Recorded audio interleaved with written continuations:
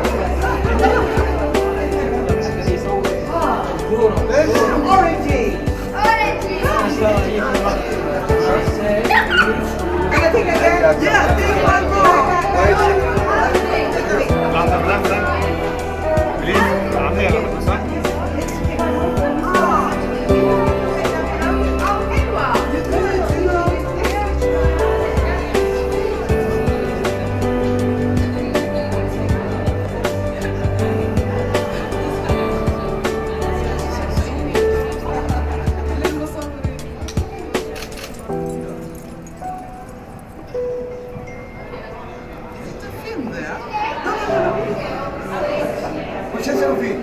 لأنك انت بدأت أول مرة. أي كم أقرب.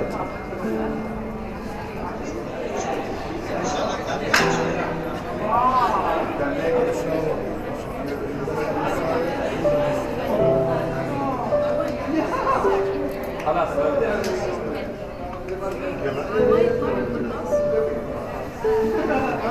الأخيرة.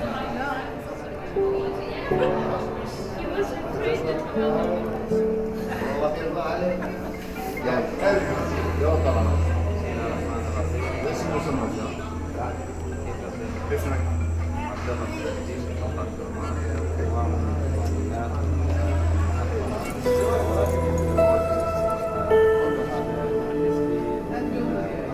How are you? And it's cold, it's -2 degrees. Nice country. It is, I love it. But here is good. The weather is good.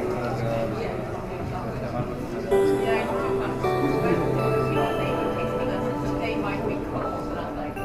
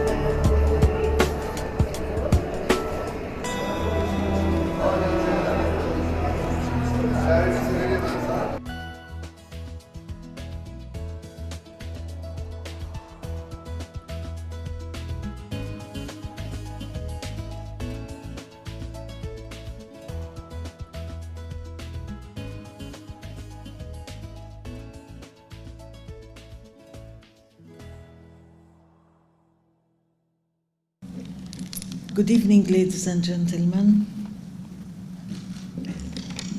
We are very happy to have you here and to listen to or to see a very interesting presentation by Mrs. Gilly Blackwood. I would like just a few lines about Mrs. Gillian Blackwood. She's a Scottish artist. She's a graduate of the famous Glasgow School of Art, where she specialized in embroidered and woven textiles and gained a first-class honors degree.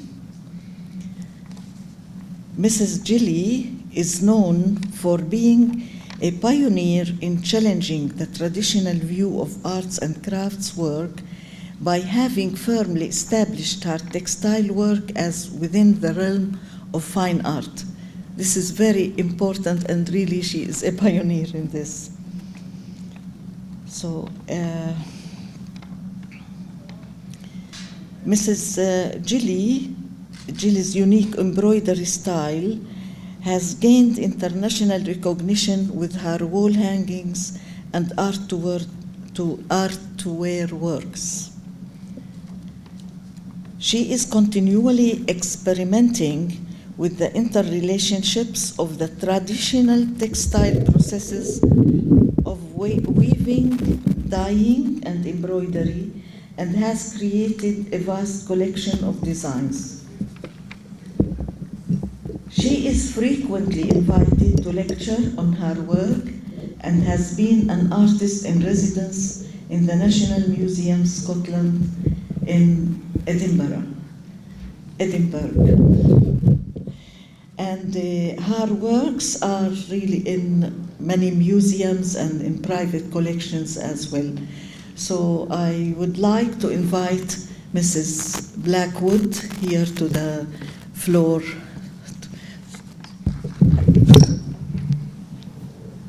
I feel a bit like Beyonce. Please excuse me, because I'm not very good with a microphone. Firstly, I would like to say to Dr. Gada and her team, I'm having a wonderful time in Kuwait. Thank you. Now, you'll all be very sorry to hear that I have a 33-year career, and so that could take a long time. Dr. Gada has asked me to see it, so I'm going to try and do it in 45 minutes. So I may speak rather quickly. But to begin, because I think I haven't met any of you before, so no one's heard this bit of the story, how it all began. Well, in 1985, I met Miss Jean Muir. Now, she was an iconic fashion designer, and I was invited to a showroom with my samples in a plastic bag. I pulled them all out, and she liked this particular little bit at the end. I looked at her and I thought, what's wrong with the rest of it? I thought it was rather good. But I listened, and I got back to Glasgow Art School, got into the dye area, and then I produced a metre of fabric. All of a sudden I realised I could have this on the wall, I could have it thrown over my body, so I'll have a skirt instead. And she put me on my textile path. If it hadn't been for her, I don't think I'd have been here today. Oh, thanks. So, to put me into context, this is Scotland. I think some of the European members here will have visited. And so this is, I took this photograph at the top of one of our highest hills. It's a Munro. Thank you. This is a typical west of Scotland village. Isn't it quaint? And aren't we green? Thank you. Because it's quite bright and cheery. But I was not looking at the dull weather outside. I was looking within the hearts of the Scottish people. Thank you. Here's a quick close-up. You better drink this in really quickly because we don't have time to linger. Thank you. A few years ago, this is what I call a lovely bit of business, happy bit of business. I had a piece in the National Museums of Scotland, and it was in the New Acquisitions exhibition. And the US ambassador happened to be walking through, came across my work, had a short conversation with the consulate, bing bong, I'm in the room. So I managed to kind of find the courage to say, can we do something with our flags? And they said yes. So here is Brithersby. Can I have the close-up? So it's very heavily embroidered, all hand-dyed, thank you. And so, you know, I had this fantastic run. I didn't think it was going to end. And here we go. But this is in the Sanctuary Room at the West of Scotland Cancer Care Centre. It's changed its name, and so I find it quite complicated. But this piece, once again, is a large piece. It's the only thing in the room. It's got a very important job to do, obviously, being in the multi-faith room. Can I have the next? Thank you. Oh, I didn't realise I'd popped this one in. And we'll have the next one. So you can really see the layers. You know, the amount of work that's actually involved to get to this point is incredible. And I'll show you a short sequence, if we have time, later on, of how it's done. Oh, can we go back one? Thank you. This is not coming out very well. It doesn't look as good as it is in the flesh. But this is the Millennium Kilt. And this was another pivotal piece that I created in, obviously, Millennium, gives it a clue in the name, around about 2000. But I'd had this idea in my head for probably a period of 8-9 years, but never had the time to actually, well, put it down on paper. In this case, on tartan. But there was a very important exhibition coming up at the Victoria and Albert Museum. It was called the Men in Skirts exhibition. And the Millennium Kilt was picked and it was put in a glass case, along with other designers like, I love saying this, Yohji Yamamoto, Jean-Paul Gaultier, and Vivienne Westwood, and little old me. And it was really well received, and the V&A wanted to buy it for their collection, but I just felt, you know, I knew it looked good in the CV, I knew it would impress people, but I just thought that lovely bit of work's just going to end up in a big dark cupboard. So I turned them down. An oil company fancied it for their collection. And I kind of thought, well, I've turned the V&A down, I've got to turn you down. But fortunately for me, they came back and said, would you do us another? Oh, you know, yeah, a series, great idea. And the next slide. So this is actually Millennium Guild number 5. And I spoke about Brithersby being a lovely bit of business, or a happy bit of business. This is very similar. I arrived back from working in LA in, I think it was 2016, and there in my inbox was the Millennium Guild facing me. Would I be interested in a commission like this? Yes, I think I would be. And it just happened like that. They saw the image, they commissioned it. It's now in the Fairmont Hotel in St Andrews, so I can actually visit it. Thank you. So this is it actually in situ. Bad photo, sorry, but they framed it. So these quilts can be hung in many different ways. The American market would never frame a textile, but the British market do. Thank you. Now these quilts can either be worn or can be put on the wall. This quilt is Millennium Quilt number 6, and it was commissioned by Tony Singh, the celebrity chef. And he was receiving his MBA from the Queen at Buckingham Palace. So he thought that no other quilt would do bar Gillian Blackwood. Thank you. This is here in the Q8 National Galleries. So I really don't need to say very much about it because you've got the real thing in front of you, so go and drink it in. Thank you. Thank you. So this takes me on to the pleat. You know, I'm quite fascinated by the pleat. And I think the pleat can be, when you wear it, it's very dramatic. I think that's what it is, and it's fascinated me for probably 20 years now. This piece was created in the National Museums of Scotland when I was artist in residence. But Tilda, because that's her name, now lives in a dark cupboard. Poor her. Thank you. Once again, it's exactly the same setup as the previous piece. But because I've changed the different weights of the fabric, particularly in the center, it then looks like this. Ta-da! Now, I sometimes borrow it from the collection when I want to go out somewhere special. And it's one of these things that can be worn, you know, over the body and cascading down the front, or worn over one side and then it kind of twirls and twists. And I think that's what I like about creating my art to wear, is that each piece has a personality. Thank you. And this is World Will Ideas. It measures 140 by 140 centimeters. This particular piece began life as a kilt, but every time I put it on, it was super. But when I laid it down on the floor in a circle, the whole piece came alive. Thank you. So bringing you in just a little bit more, closer to the piece. There's 300 double pleats. They're very, very tiny. They've all been hand stitched along the seam, and then they've all been stitched into the backing. So it's extremely secure and it will never fall off.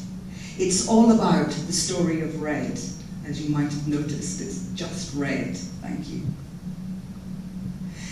So when I was talking about business, people think creative people, they think, oh, what a lovely hobby you've got. Oh, aren't you lucky you earn your living from something you love? Yes, it is good. But it is very hard work. And as artists, craftspeople, we are in business. You know, we have bills to pay. We are in business. We are serious about what we do. And in 2008, did anyone notice that we had a global crash? you, thank you. Yes, we had a global crash. Well, it affected me. And I had two pretty good commissions, public, no, they weren't public, they were corporate commissions. And I thought they were moving along very nicely. And I tell you, overnight, they just completely disappeared. You know, it was like that, whoosh. Oh, where did they go? But fortunately for me, in 2008, in May, I had been out planting a few seeds. Now, I was having a bit of a laugh earlier on today, realizing that I'm an embroiderer and a weaver, but I think I'm also a farmer. Because if I hadn't been out planting the seeds in May, this opportunity wouldn't have come to me in 2009. Now, 2009 wasn't too bad a year. I was on television. You know, there were things that were helping my profile. But, you know, work could have been better. This email arrived in one dark day in November. It says, would I like to be director of costume for the flag handover ceremony in Delhi for the Commonwealth Games? Oh, no, to be considered, did I say that? It's not that I didn't get the gig yet. And I looked at it and I thought, yes, I would like to be a director of something. So I had to go in and I had to sell myself to a panel of 5 people, 4 designers from London. And yeah, I really loved it because as soon as I read the brief, I had the whole thing designed. I had my whole apartment. The hall was covered in a red tartan. Oh, they thought they wanted a blue tartan, so my studio was covered in blue. I think my back hall was the white tartan, and I had all my mood boards and everything. But the most important thing was, I had actually planted another seed way back in 2000, when I had received a development grant from Creative Scotland. It was the Scottish Arts Council back then, to take my, labour-intensive embroidered and woven fabrics and put them through the digital printing process. I had wanted to do this for such a long time, and technology had caught up, finally.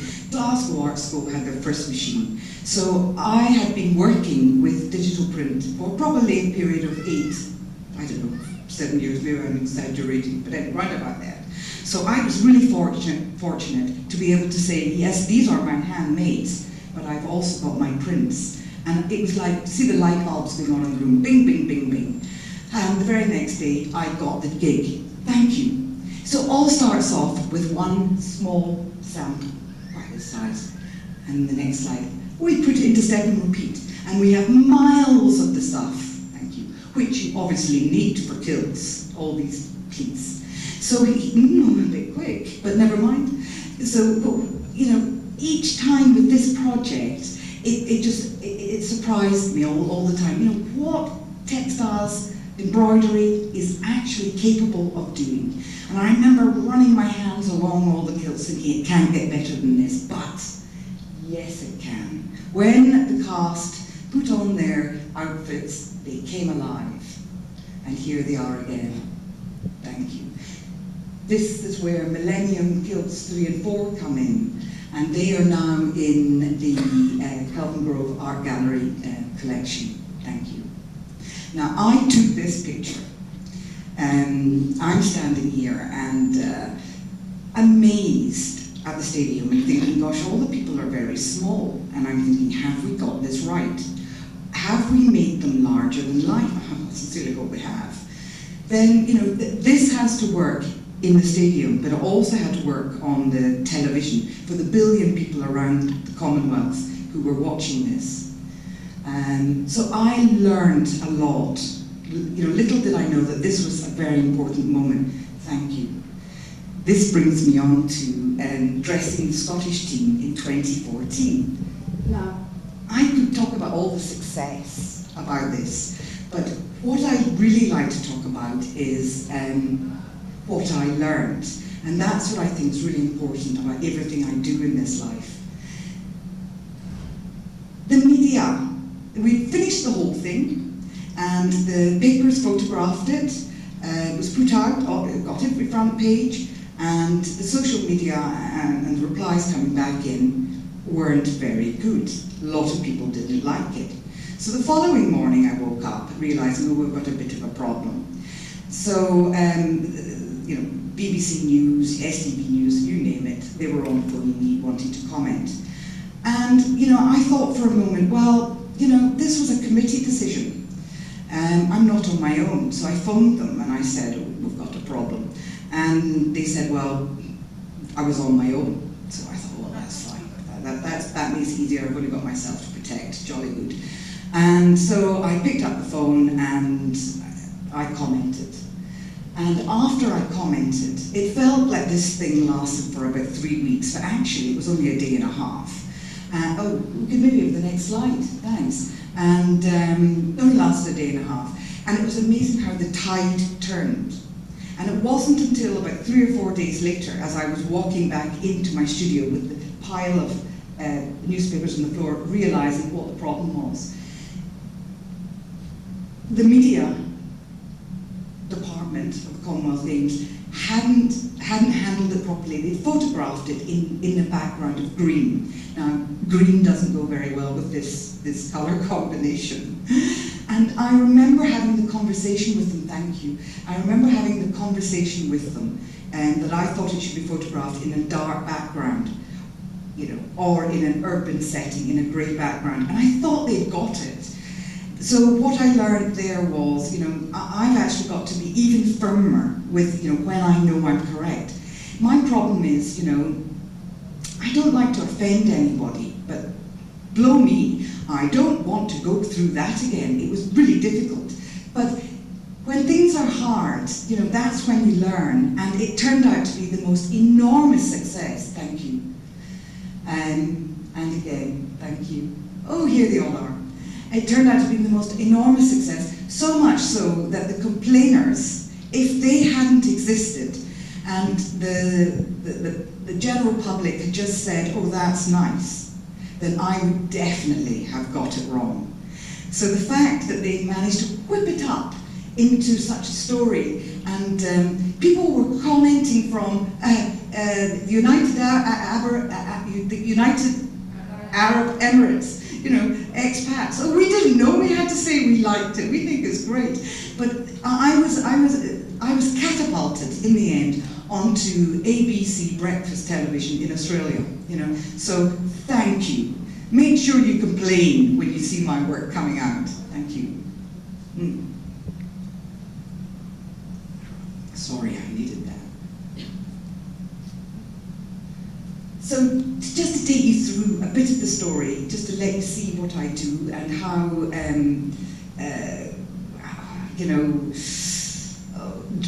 driven I am, and the levels of intricacy I like to take these things to. There's a little story that I'm going to show you. So it always starts in the dye area. I like to dye all my own colours. I feel that's really, really important. That's why I'm beginning to sort of describe myself as an abstract expressionist embroidered artist. Thank you. So this is actually the story of happiness, one of the wall hangings I created especially for this exhibition. So it started off life white, and it was dyed. And I have it on the floor, and I'm just laying fabrics across it, thank you, considering colours. Then I would move it to the sewing machine, thank you. And then I'm sitting with it on my lap. I'm always building a relationship with the piece. I mean, it becomes very, very close to me. I'm putting so much of me into the work. And it does give back, I think. So this is the background now. I've stitched it, and I've clipped it, and now I'm cutting through it horizontally and breaking up the background. And this is the same piece, but then I go back in and I start to take away more of the background, and you can see I'm piecing bits on top, thank you. Then it's moved on again, it's going back to the original colours. I'm building them back in. You can see another change, yet another development. Then I have it on my wall, and I'm probably doing a little bit of unembroidering here. The unembroidering is as important as the positive action of embroidering. Then it's back on my lap, back on the floor. and I'm hand stitching into it. This is a little film. You can run that film. Doesn't that work? It's very short.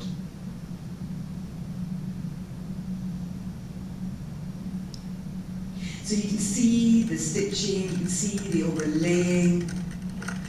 I believe more is better. Okay, next one. It's moved on again, keep going. Watch the blue at the top, the navy blue, and here it's finished. So as you reach the end, the marks and it all becomes slower and much more considered. To begin with, it's very broad brushed. Thank you. I think we've got some close-ups, and we can go through in the next one because you can see it in real life. And here are the 3 that I created for Q8. Thank you. Now, what I think, as I said earlier, I feel very fortunate to have specialised in embroidered and woven textiles, because the projects that I have on my CV are quite remarkable. Now, this doesn't look very remarkable, does it? It's just a small tartan. But this was commissioned by Heathrow Airport. And so this piece is just about this size. The weft is dyed, but the warp is hand-painted. Thank you. So this was commissioned by Heathrow Airport for a promotional event to celebrate all the Scottish inventors. Now this really made me feel quite smug. Oh my goodness, Scots are actually quite good. Did you know that the telephone was invented by a Scotsman? You didn't? No. I think I might have, actually. The ATMs were as well. You get the money out of the wall. Obviously, we didn't invent the ambassadors, but 150 of them were wearing their piece. Even the food, the salmon, apparently was printed with the tartan. Ridiculous. And for the last slide for this section, John McAdam invented tarmac. I didn't know that. I do now. So these enormous billboards and all the runways, I'm little old me got onto the Heathrow Airport runway, my medium, we're going in the right direction, it's my crusade in this life to take textiles from, that picture you've all got in your head when you say, oh, I'm an embroiderer, they imagine Jane Austen's sister sitting in the corner by the fire with her hoop, that's what they think. So what I'm trying to do is I'm trying to break out, thank you, next slide, I am so lucky that I've been able to do enormous performances, that is just incredible. Public art, so design, public art, art to wear, and all these, my story just keeps growing. I can't wait to include Q8. We're having a ball here. The bus journeys are just memorable. So here I am, as Dr. Galda did say, I really enjoy public speaking. Don't enjoy the first kind of 3 minutes of it, but beginning to get into my swing now. But what I love is when people invite me into schools, primary children, and I've done workshops with them, secondary, pupils, 14, 15, 16, the ones, that's really difficult age, because they really think I am a bit of a, what is a polite word to describe an older person? They go, what can she tell us? Well, I was once you, I can tell you that. So what I want to do when I'm talking, I want to inspire people to take, to have courage, because you've got to have courage in this life. I don't really know why I'm telling you guys, because I think you've all got it. You've all made it to Q8, and that took courage. But so I want to sort of instill courage in people. I want to also tell them, take a risk. It really doesn't matter. I mean, what can really go wrong? And in actual fact, making a mistake in life is one of the best things you can ever do. And of course, find a little bit of confidence. So another thing people always ask me, where do you get your inspiration from? And I'm always thinking, well, where do I get it from, And I always think, well, it comes from here. That's actually where it comes from. I get a kind of visual in here, but it's come from here, but it feels like something I can't scratch over here, and then something comes out. I have to get it out of my head. It has to be realized into this world. And then I look back over my photographs, and this is the Broad Museum. When I was in LA teaching in 2016, and this is now you might have to help me here, Frank Geary, thank you, the Disney Concert Hall. So this was kind of having an impression on me, and the next one. And of course, Static Dynamic came out. But I don't look back at photographs. I just don't. I tend to work with a feeling. But now, having seen these photographs, I think I might go back and have another go at this, create another one. So this is in the exhibition here. Thank you. Do I draw? Well, yes, I do draw. I only draw for myself. And bizarrely, this one was sort of in the studio at the time when Static Dynamic was being created. So perhaps out of the corner of my eye, it possibly had some influence on me. And I think that's where I'm influenced by. It's not looking at something straight on, it's something that just sort of comes in from the side. Thank you. So this brings me to my Instagram page. Now, if you want to take a look, you'll notice it has moved on. To begin with, I really didn't like social media. I thought it was, invasive. I'm a very private person. I fiddled around the edges of Facebook, but I just didn't have the confidence when you kind of say, right, what's happening on Twitter, or what do you want to say, and all of a sudden I freeze. But I realized in December 2017, social media just isn't going to go away, and I better join in. So I did this thing in December. I posted every single day because I realized it's got to become a habit. So now I'm thoroughly enjoying it. Really, I use it like a diary, I would say. And I'm trying to forget about the followers. I really try. But I'm sorry. I do feel hurt when people unfollow me. So if you press the follow button, please don't unfollow me. So consider that very carefully. But what I really love about social media, I'll have the next one, is what it's made me do. It's made me, I don't do videos, I do films. And it's made me think about my work in a completely different way. So here we have this very short film, thank you.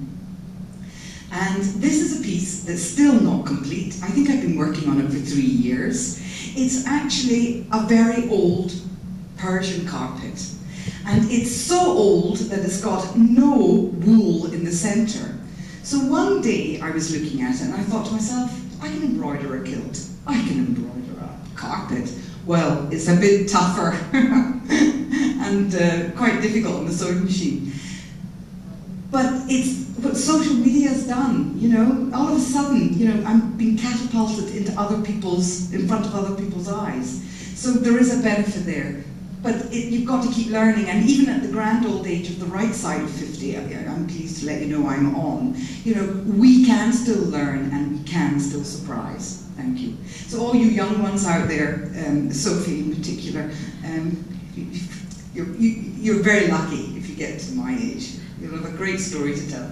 So just to kind of go through the other products, I also create kimonos for a gallery in New York. And it was the gallery owner that actually pushed me in this direction. And I'm very thankful for her because she has put them out into many different collections. Some people like to wear them while others like to have them on their wall, and they look really dramatic on the wall. And here I am working on another one. Thank you. Now you'll be very pleased that we're now winding down now. So I want you all to relax, and if you can possibly get into a shavasana and just breathe. I'll take you through my last 3 slides.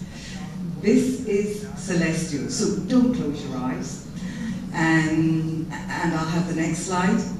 So I really don't need to say very much about it, do I? Because you've seen, you know, the labor-intensive quality, the intensive thought that goes into a piece to arrive at this.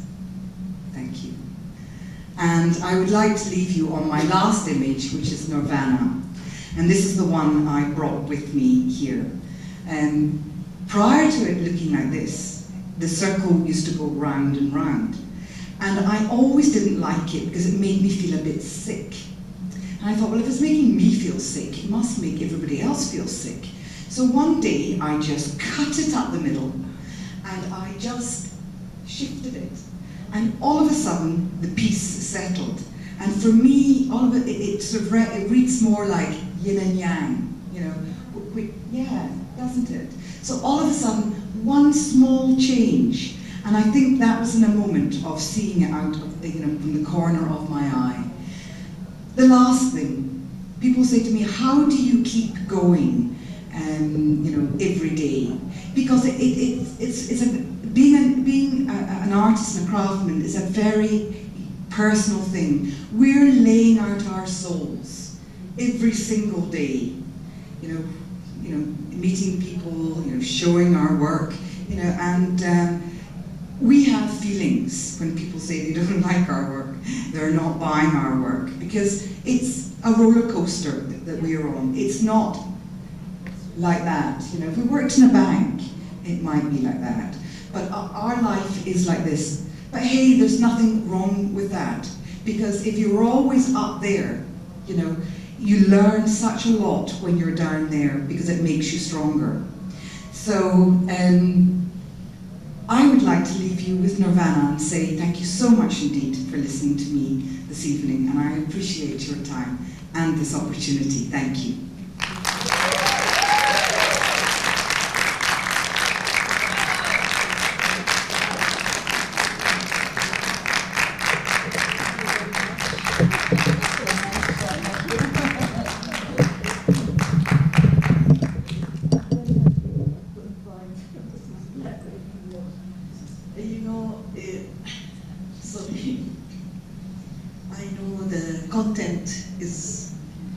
Very nice, very interesting, but the presentation itself, the vividness in the presentation really means a lot. And I would like to point out something. You know, the objective of these events, which we have, interregional events, which is a project of the Asia-Pacific region to connect regions together. And now we are connecting, you know, Asia with Europe. So many objectives, you know, where you come together, you build friendships, etc. I was very happy to see the young ladies today chatting together, getting introduced to each other, making business, taking, you know, exchanging business cards, etc. And the important thing also is to tell about your personal experience. And I think this must have injected you, we can say, with a lot of energy, that you always believe in yourself and never give up, go on. And this is the one example of this personal experience. Okay, thank you very much. If anybody would like to ask any question to Mrs. Blackwood, or so, you are welcome. I wonder, when